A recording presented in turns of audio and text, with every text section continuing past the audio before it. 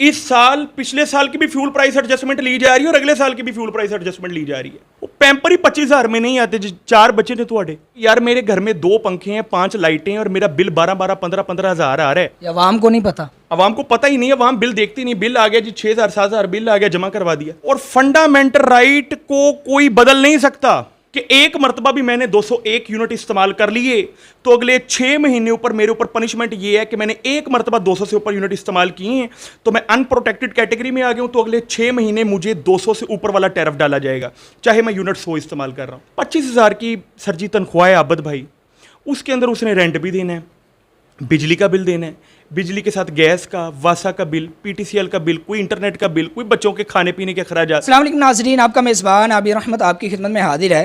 नाज़रीन, आप जानते हैं गुज़श्ता माह भी हमारे घरों में बिल आते हैं और बिल इस कदर ज़्यादा होते हैं, कई लोग ख़ुदकुशियाँ करने पर मजबूर होते हैं।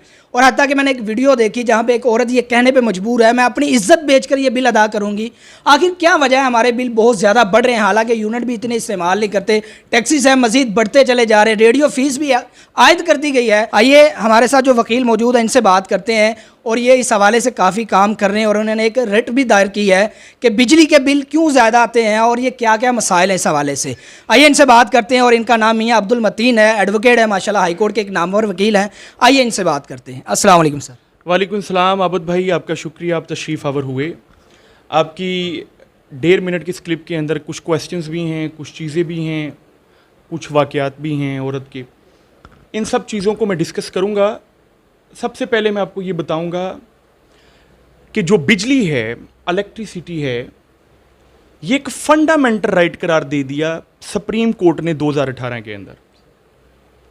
अब ये चीज़ एक आम बंदे के लिए उतनी अहमियत की हामल नहीं है, लेकिन हम वकला के लिए बड़ी अहमियत की हामल है। फंडामेंटल राइट अगर हम डिस्कस करें कॉन्स्टिट्यूशन ऑफ पाकिस्तान 1973 में, तो फंडामेंटल राइट आर्टिकल 8 से शुरू होते हैं और आर्टिकल 28 तक खत्म होते हैं। रोटी कपड़ा मकान तो फंडामेंटल राइट था ही कि रोटी खाने के लिए, जिंदा रहने के लिए, जो कपड़ा है वो पहनने के लिए, अपने आप को छुपाने के लिए, जो मकान है वो खुद को महफूज करने के लिए आपको चाहिए। रोटी कपड़ा मकान का नारा भी लगता रहा जुल्फ़िकार अली भुट्टो के ज़माने में। लेकिन मौजूदा ज़माने के अंदर अगर फंडामेंटल राइट की बात की जाए, बुनियादी हकूक़ की बात की जाए, तो इलेक्ट्रिसिटी और इंटरनेट फराहम करना ये एक फंडामेंटल राइट है, यानी बुनियादी इंसानी ज़रूरियात में से है। और फंडामेंटल राइट को कोई बदल नहीं सकता, कोई उसको ब्रीच नहीं कर सकता। मेरी जो रिट का मकसद था वो यही था कि अगर बिजली के बिल महंगे हो रहे हैं, इसका मतलब है फंडामेंटल राइट ब्रीच हो रहा है। आप कहेंगे कि बिजली का बिल ही महंगा हो रहा है ना, बिजली तो फिर भी मिल रही है, तो फंडामेंटल राइट कैसे ब्रीच हुआ? मैं आपको कहूंगा, आप देखिए कि आप आटे को महंगा करते हैं, आटे के ऊपर एक प्राइस कंट्रोल लिस्ट आती है, इसलिए आटे का रेट एक हद से ज़्यादा नहीं बढ़ता, घी का रेट एक हद से ज़्यादा नहीं बढ़ता, खाने पीने की सब्जी की अशिया की चीज़ों का रेट एक हद से ज़्यादा नहीं बढ़ता। ऐसे ही है basic commodities of life. Electricity भी बेसिक कमोडिटी ऑफ लाइफ है। आप इसका रेट बढ़ाएंगे तो इसका मतलब लोगों के ऊपर आप जुल्म कर रहे हैं। जुल्म करने का मतलब क्या है कि आज की दुनिया के अंदर बिजली के बगैर हम कोई काम नहीं कर सकते। अब हमारा फर्ज करें, अभी इस रूम का एसी खराब हो गया, पसीने आपके भी छूटे पड़े हैं, मेरे भी छूटे पड़े हैं, उसके बगैर गुजारा नहीं है। अच्छा, एसी नहीं है, एक आम बंदा चले कम से कम पंखा लगा ले, उसको लगता है कि यार मेरे घर में 2 पंखे हैं, 5 लाइटें हैं और मेरा बिल 12-12 15-15 हज़ार आ रहा है। 25,000 की सर जी तनख्वाह है आबद भाई, उसके अंदर उसने रेंट भी देना है, बिजली का बिल देना है, बिजली के साथ गैस का, वासा का बिल, पीटीसीएल का बिल, कोई इंटरनेट का बिल, कोई बच्चों के खाने पीने के अखराजात। वो पैंपर ही 25,000 में नहीं आते। 4 बच्चे ने ਤੁਹਾਡੇ। मेरी बात समझ रहे हैं आप आबद भाई?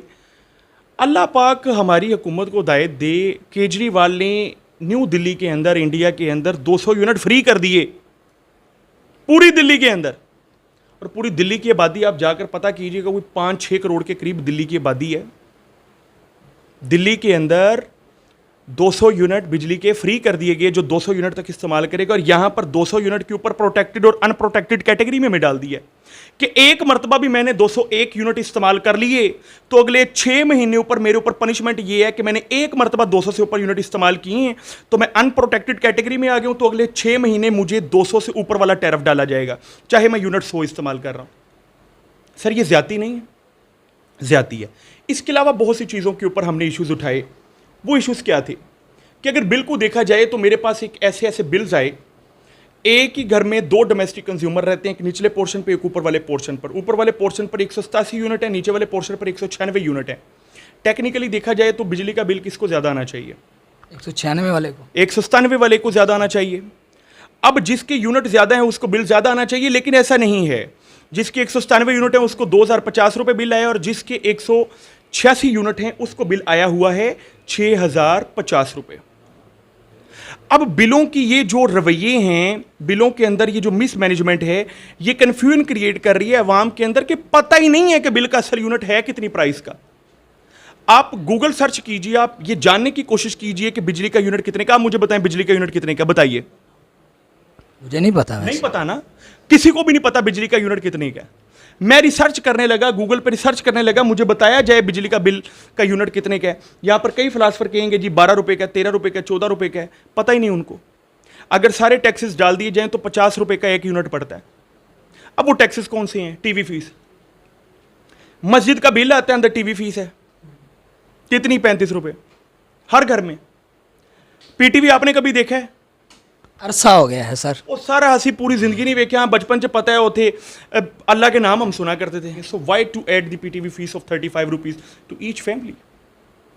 अब तो रेडियो फीस भी है सर। पूरे पाकिस्तान के अंदर 22 करोड़ अवाम है। अगर मैं बाकी अवाम को ना कैलकुलेट करूं तो 22 करोड़ अवाम में अगर आप इसको अंदाज़ा करें कि एक ख़ानदान के अंदर 5 अफराद भी हैं, तो इसका मतलब 5 करोड़ फैमिलीज़ हैं।